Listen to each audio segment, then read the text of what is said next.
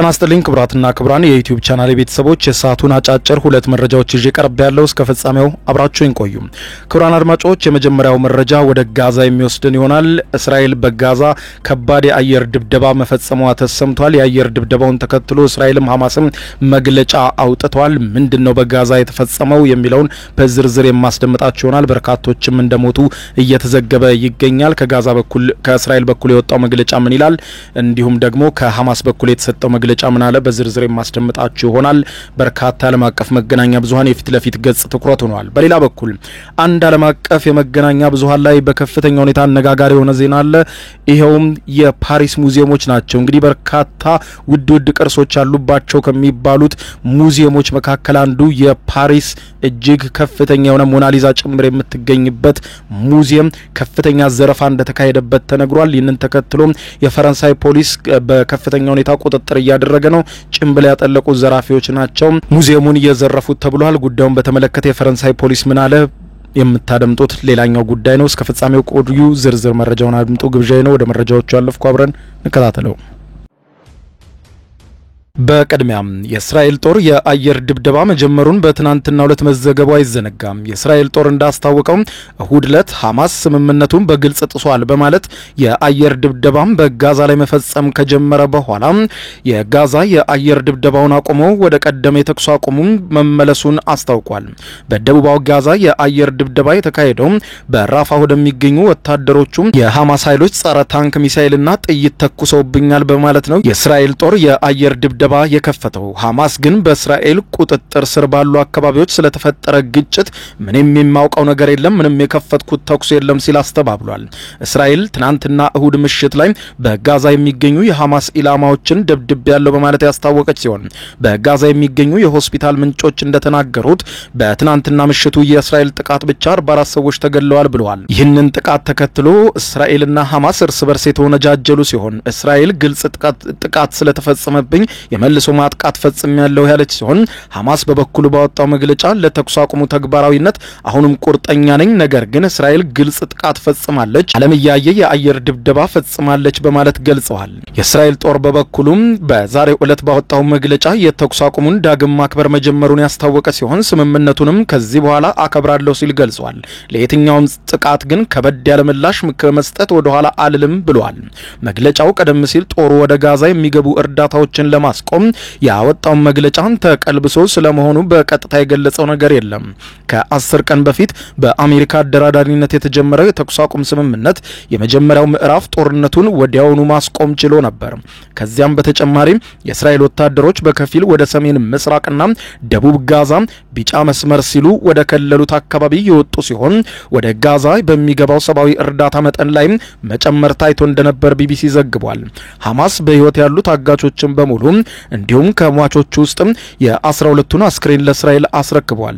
እስራኤል በበኩሏ በእስር ቤቶቿ ውስጥ የነበሩ 250 የፊሊስጤም እስረኞችንና ከጋዛ ሰብስባ የያዘቻቸውን 1718 የሚሆኑ ንጹሃን ፊሊስጤማውያንን ከእስር ቤት የለቀቀች ሲሆን የ15 ፊሊስጤማውያንን አስክሬን መልስቻለሁ ብላለች። ይህ የተኩስ አቁም ስምምነት ግን እሁድ ዕለት ፈተና ላይ ወድቆ ነበረ ይላል የቢቢሲ ዘገባ። የዩናይትድ ስቴትስ ፕሬዝዳንት ዶናልድ ጄ ትራምፕ የዓለም መሪዎችን ባለፈው ሳምንት በግብጽ በመካከለኛው ምስራቅ ሰላም በሚል መሪ ቃል ካሰባሰቡ በኋላ የእስራኤልን ጥቃት ተከትሎ ጋዛ ዳግም ውጥረት ውስጥ መግባቷን ዘግቧል። አሁን ላይ የተኩስ አቁም ስምምነቱ እንዲቀጥል የአሜሪካ ግፊት ያስፈልጋል የተባለ ሲሆን ለዚህም ይመስላል የትራምፕ ልዩ ልዑክ የሆኑት ስቲቭ ዊትኮፍና የትራምፕ አማች ጃሬድ ኩሽነር በቅርብ ወደ እስራኤል ያቀናሉ የተባለው። የሐማስ ወታደራዊ ክንፍ በራፋህ አካባቢ ስለተፈጠረው ማንኛውም ግጭት የማውቀው ነገር የለም በማለት የገለጸ ሲሆን በመግለጫው ላይ አልቃሲም የተባለው ብርጌድ ባለፈው ዓመት መጋቢት ወር ላይ ጦርነቱን ዳግም ካገረሸበት ጊዜ ጀምሮ ከቀሪ ቡድኖቻቸው ጋር ያለን ግንኙነት ተቋርጧልም ብሏል። ስለዚህም በእነዚህ አካባቢዎች ስለተፈጸሙት ተግባራት ጋር ምንም ግንኙነት የለንም፣ እናም ከዚያ ካሉ ተዋጊዎች ጋር አንዳቸውም በህይወት ካሉ መገናኘት አንችልም ሲል ገልጿል። የጠቅላይ ሚኒስትር ቤንያሚን ኔታንያሁ ጽህፈት ቤት 2 ወታደሮችም በራፋህ ውስጥ በደረሰን ክስተት ተገለዋል በማለት የእስራኤል ወታደሮች መገደላቸውንም አስታውቋል። የእስራኤል ጠቅላይ ሚኒስትር ቤንያሚን ኔታንያሁ ጽህፈት ቤት ቀደም ሲል ኔታንያሁ ከመከላከያ ከፍተኛ ባለስልጣናት ጋር ተገናኝተው በጋዛ ሰርጥ የሐማስ ኢላማዎች ላይ ከባድ እርምጃ እንዲወሰድ በማለት እርምጃ ሰጥተው እንደነበር ገልጿል። በአቅራቢያው ከሚገኘው የአውሮፓ ሆስፒታል በስተደቡብ የሚኖሩ ነዋሪዎች ጥቃቱ በከባድ መሳሪያ የታጀበ መሆኑን ገልጸው በራፋ አንዳንድ ክፍሎችም የደረሱ ከባባድ ፍንዳታዎችም እንደነበሩ ገልጸዋል። በምስራቅ ሃን ዩኒስ የእሳት ቀለበት ሲሉ በተለምዶ በሚጠሩት አካባቢ ቢያንስ 12 ከባድ የአየር ድብደባዎች ትናንትና ምሽት ጀምሮ መፈጸም እንደቀጠሉ ገልጸዋል። ጥቃቱም በከተማዋ ላይ ከፍተኛ ጭስ ያስከተለ ሲሆን በአካባቢውም በተጠለሉ የተፈናቀሉ ቤተሰቦችም ላይ ከባድ ጉዳት አድርሷል። በማዕከላዊ ጋዛ በአልአቅሳ ሆስፒታል የሚሰሩ አንድ ዶክተር እንዳሉት ከሆነ በአልዛዋይዳ ድንኳን ውስጥ በሚገኙ ትንሽ የባህር ዳርቻ ካፌና በኑሴራ የሚገኙ ህንጻ ላይ ሁለት የተለያዩ ጥቃቶች ከደረሱ በኋላ 9 አስክሬኖችን እሳቸው ብቻ በሆስፒታላቸው መጥተው መመልከታቸውን ገልጸዋል። የአይን እማኞች ለቢቢሲ እንደተናገሩት በባህር ዳርቻው ላይ ግዙፍ የእሳት ኳሶች ከታዩ በኋላ ከባድ ፍንዳታዎች የተሰሙ ሲሆን ወዲያውኑ አምቡላንስና የህይወት አድን ሰራተኞች ወደ ስፍራው ተሰማርተዋል ተብሏል። የአልዛውዳ ጥቃት ከተገደሉትም መካከል 6ቱ የአልቃሳም ብርጌድ አባላት መሆናቸውን የአካባቢው ምንጮችም ገልጸዋል። ከነዚህም መካከል አንዱ በጃባሊያ የሐማስ ጦር አዛዥ ሆነው ያህያ አልማቡሁ ሲሆን ቡድኑ የተኩስ አቁሙ ከጀመረበት ጊዜ መካከል ካጋጠመው የከፍተኛ አመራር ግድያ መካከል አንዱ ሆኖ ተመዝግቧል።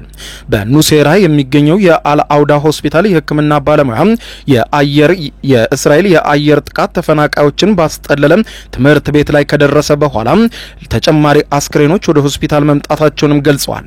ዶክተሩ አክለውም ከተጎዱት መካከል በርካቶች ሴቶችና ህጻናት ይገኙበታል ያሉ ሲሆን በትራምፕ አደራዳሪነት በተካሄደው ባለ 20 ነጥብ የተኩስ አቁም ስምምነት ሐማስ ከአሁን በኋላ በእስራኤል ላይ ስጋት ላለመፍጠር መሳሪያ ማስረከብ አለበት ሲሉም ተደምጠዋል። ሐማስ በእስራኤል ቁጥጥር ስር በሚገኘው የጋዛ ሰርጥ ክፍል ውስጥ ያለ ከልካይ እየተንቀሳቀሰ ነው ያለው የወንጀለኛ ቡድንና ዘራፊዎችን በማስታጠቅ እስራኤልን ከሷል።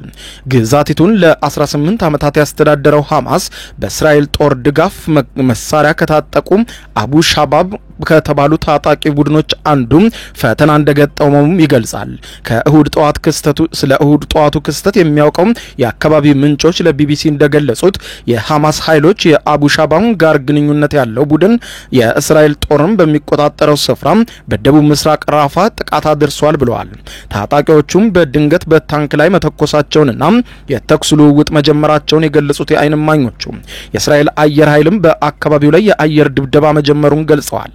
አንድ የእስራኤል ወታደራዊ ባለስልጣን ሐማስ ከቢጫው መስመር ጀርባ በሚገኙ ወታደሮች ላይ ከተኮሰባቸው ቢያንስ 3 አጋጣሚዎች አሉ ሲሉ ተናግረዋል።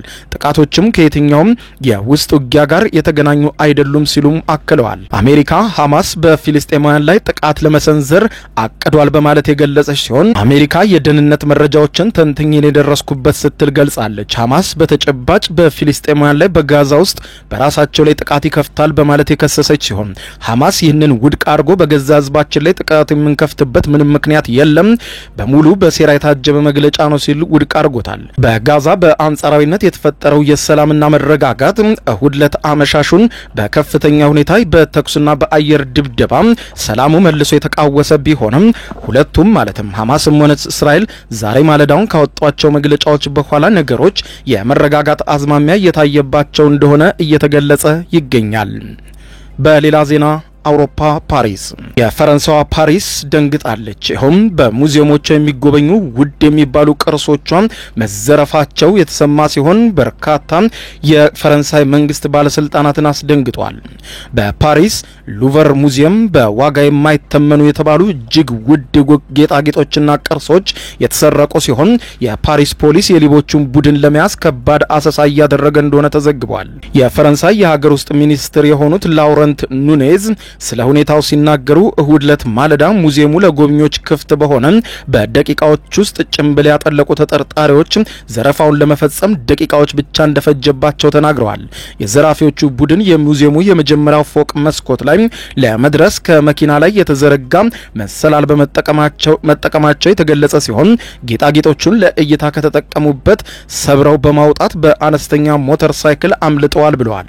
በዘራፊዎቹ ከተወሰዱት ጌጣጌጦች የፈረንሳይ ንጉሳውያን ቤተሰቦች ይገለገሉባቸው የነበሩ ውድ ቅርሶች እንደሚገኙበት ተዘግቧል። ባለስልጣናት እስካሁን የተወሰደውን ቅርስ 9 መሆኑን መዝግበዋል።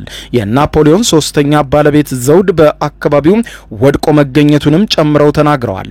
እሁድ ዕለት ዘረፋው ከተፈጸመ በኋላ ሉቨር ሙዚየም ለጎብኚዎች ሙሉ በሙሉ ዝግ የሆነ ሲሆን የፈረንሳይ ፖሊስ ቁጥጥሩን አበርትቷል። በከፍተኛ ዋጋ የሚተመኑት ጌጣጌጦቹ የተሰረቁት ጋሌሪያ ዲ አፖሎን ከሚባለው ክፍል ማለዳ 3:30 ላይ መሆኑን የፈረንሳይ ሀገር ውስጥ ሚኒስትር አስታውቋል።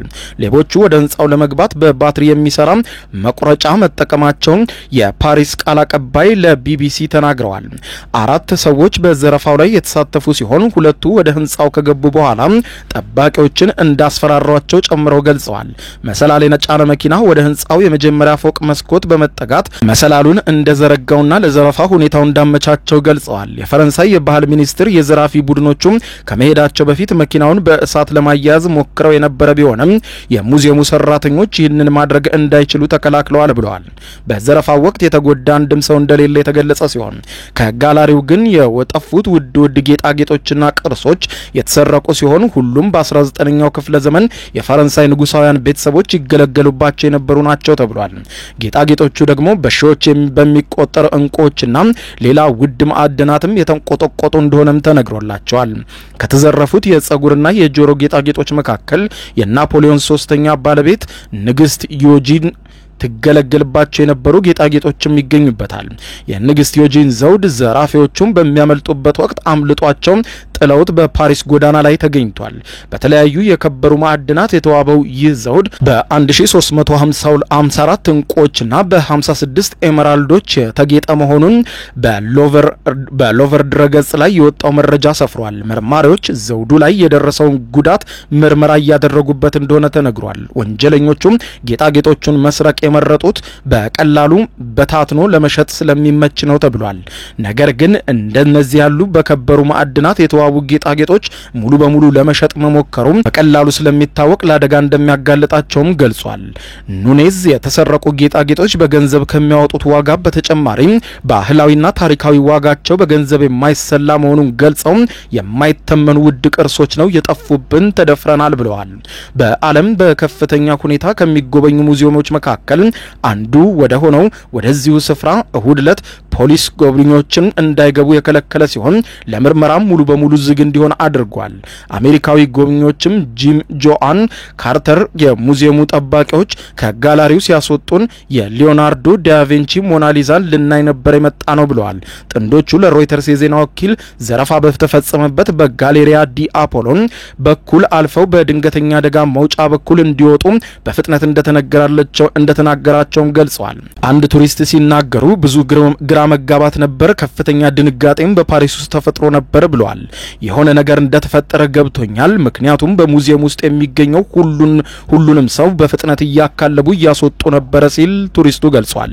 ክቡራን አድማጮች ለሰዓቱ ብታደምጧቸው መልካም ናቸው ያልኳቸው አጫጭር መረጃዎች እነኚህ ናቸው። ከሰዓታት በኋላ በሌላ መረጃ ተመልሰን እስከምንገናኝ በያለንበት የዓለም ዳር ቸር እንቆይ። የዩቲዩብ የስኬት ሚስጥሮችን በዝርዝር የያዘው የአቤል ብርሃኑ የወይኗ ልጅ መጽሐፍ 2ኛ እትም በገበያ ላይ። ዩቲዩብ ለመጀመር በአጭር ጊዜ ስኬትን ለመቀዳጀት አስበዋል? ዩቲዩብ ጀመር ስንት ብር አገኘሁም ብሎ አስበዋል? እንግዲያውስ በዩቲዩብ 2 የወርቅ 3 የብር ሽልማቶችን ያገኘው የአቤል ብርሃኑ የወይኗ ልጅ የዩቲዩብ ሚስጥሮች መጽሐፍ በዝርዝር ሁሉንም ያብራራሉታል። ዛሬውኑ ገዝተው ህልሞን እውን የሚያደርጉበትን የዩቲዩብ የስኬት መንገድ ይጀምሩ። በሀገር ቤት አከፋፋይ አዲስ አበባ ሜክሲኮ ኮሜርስ መጽሐፍት መደብር። በውጭ ሀገራት ለምትገኙ ከአማዞን ላይ ብታዙ በቀናት ውስጥ ደጁ ይደርሳል። የአማዞን ሊንኩን እዚህ ቪዲዮ ኮሜንት ላይ ያገኙታል። የዩቲዩብ ሚስጥሮች ዘመኑ ጋር ተፈላጊ መጽሐፍ